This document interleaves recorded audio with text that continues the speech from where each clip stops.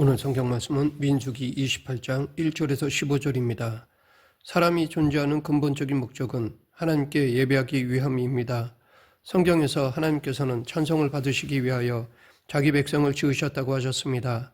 이사야 43장 21절 이 백성은 내가 나를 위하여 지었나니 나를 찬송하게 하려 함이라. 우리는 예배를 통하여 하나님께로 나아가며 하나님의 크신 은혜를 힘입고 하나님과의 교제를 누립니다. 그러므로 예배는 성도의 마땅한 의무일 뿐만 아니라 하나님께서 주신 특권이기도 합니다. 예배는 크게 두 가지가 있습니다. 좁은 의미에서의 예배란 시간과 장소를 정하여 하나님 앞에 모여서 정해진 의식을 따라 드리는 예전적 예배를 말합니다. 넓은 의미의 예배는 그리스도인들이 마땅히 살아야 할 삶, 다시 말해 삶 전체를 통하여 하나님을 기쁘시게 하며 영광 돌리는 삶으로서의 예배를 말합니다. 전자와 후자는 밀접한 관계를 가지고 있습니다. 전자가 제대로 이루어지면 후자도 제대로 이루어집니다. 이스라엘 백성들은 제2차 인구조사를 완료하고 새로운 지도자를 얻게 되었습니다. 그렇다면 그 다음 순서는 무엇이 와야 할까요? 가나안을 정복하기 위한 전쟁에 대한 기사가 나오거나 최소한 출정식이라도 해야 할 것입니다. 그런데 하나님께서 이스라엘 백성들에게 명하신 것은 하나님께 드릴 제사에 대한 규례였습니다. 이것은 하나님의 백성에게 있어서 최우선의 일이 무엇인가를 분명하게 보여줍니다. 본문에서 하나님께 드릴 제사에 대하여 말씀하고 있습니다. 그 첫 번째는 날마다 드리는 상번제, 그 다음은 안식일에 드리는 제물, 그리고는 매월 초하루마다 드리는 제사, 그리고 새해 첫날에 드려야 할 제사와 예물에 대하여 말씀하고 있습니다. 이것은 성도가 날마다 쉬지 않고 하나님을 경배해야 한다는 것을 나타냅니다. 이 시간 상번제, 안식일, 초하루, 나팔절에 대해 알아보겠습니다. 먼저 상번제에 대해 살펴보면 상번제는 날마다 아침과 저녁으로 드리는 제사로서 제단에서 계속적으로 제물을 태워 드리는 제사를 말합니다.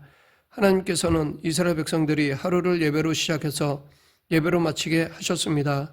오늘 본문 3절부터 8절 또 그들에게 이르라 너희가 여호와께 드릴 화제는 이러하니 1년 되고 흠없는 수장을 매일 2마리씩 상번제로 드리되 어린 양 1마리는 아침에 드리고 어린 양 1마리는 해질 때에 드릴 것이요 또 고운 가루 10분의 1 에바에 빻아낸 기름 4분의 1 흰을 섞어서 소제로 드릴 것이니 이는 시내 산에서 정한 상번제로서 여호와께 드리는 향기로운 화제며 또 그 전제는 어린 양 1마리에 4분의 1 흰을 드리되 거룩한 곳에서 여호와께 독주의 전제를 부어 드릴 것이며 해질 때에는 두 번째 어린 양을 드리되 아침에 드린 소제와 전제와 같이 여호와께 향기로운 화제로 드릴 것이니라.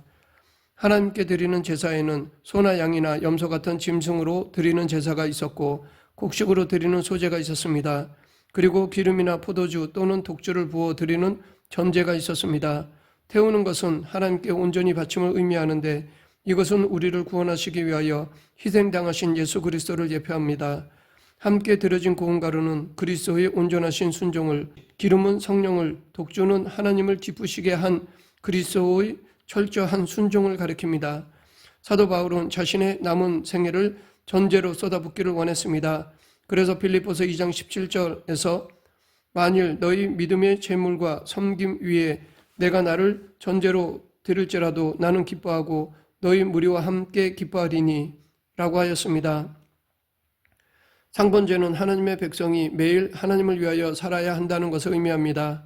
상번제는 아침과 저녁으로 드렸는데 우리의 매일의 삶이 하나님께 대한 헌신으로 시작했다가 하나님께 대한 헌신으로 끝나야 한다는 것을 나타냅니다. 예배는 주일에 교회에서만 드리는 것이 아닙니다. 개인적으로나 가정적으로 우리는 날마다 기도하며 찬양함으로 매일 하나님께 예배를 드려야 합니다. 성도는 일주일에 한 번만이 아니라 날마다 하나님 앞에 나가야 합니다. 하나님께서 우리를 항상 기억하시는 것처럼 우리도 날마다 우리를 구원하신 하나님을 기억하고 예배를 드려야 하는 것입니다. 그러기 위해서는 우리들은 기도와 말씀으로 하루를 시작해야 합니다. 이것이 마땅한 이유는 우리는 하나님 백성이기 때문입니다. 하나님께서 은혜와 능력을 주셔야 우리는 하루를 제대로 살 수 있습니다. 뿐만 아니라 하나님의 은혜와 능력을 힘입어 최선을 다해 하루를 살았다면 나머지 모든 것은 하나님께 맡기고 평안하게 잠자리에 들 수 있어야 합니다. 아직 못한 일이 많고 여전히 해결되지 못한 문제가 있다 해도 우리는 하나님을 신뢰하며 평안하게 잠자리에 들어야 하는 것입니다. 그래서 다윗은 시편 4편 8절에서 내가 평안히 눕고 자기도 하리니 나를 안전히 살게 하시는 이는 오직 여호와시니이다 라고 고백하였습니다.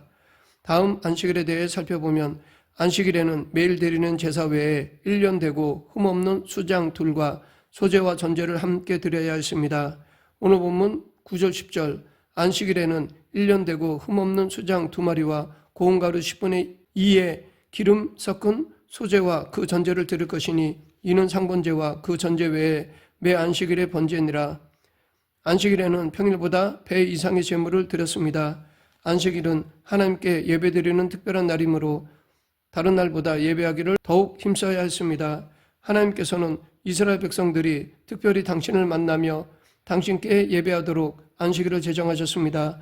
안식일은 육신의 일을 중단하고 하나님께 나아가 경배하며 은혜를 힘입는 날이었습니다. 이것이 얼마나 중요했던지 안식일을 범하는 자는 죽임을 당했습니다.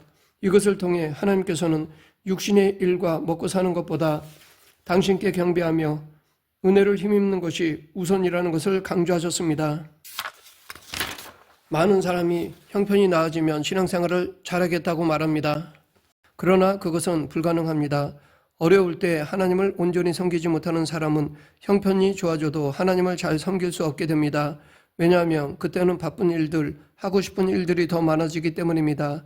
하나님 백성은 무엇보다 우선순위로 하나님을 경배하고 은혜를 힘입어야 합니다. 그렇게 하면 하나님께서 모든 것을 더해 주시겠다고 약속하셨습니다. 마태복음 6장 33절에서 예수님은 그런즉 너희는 먼저 그의 나라와 그의 의를 구하라. 그리하면 이 모든 것을 너에게 더하시리라 라고 말씀하셨습니다. 그런데 신약에서는 안식일이 주일로 바뀌었는데 주일이란 단순히 쉬는 날이 아닙니다. 이 날에 일상적인 일을 중단하는 것은 오직 하나님만을 경배하기 위함입니다.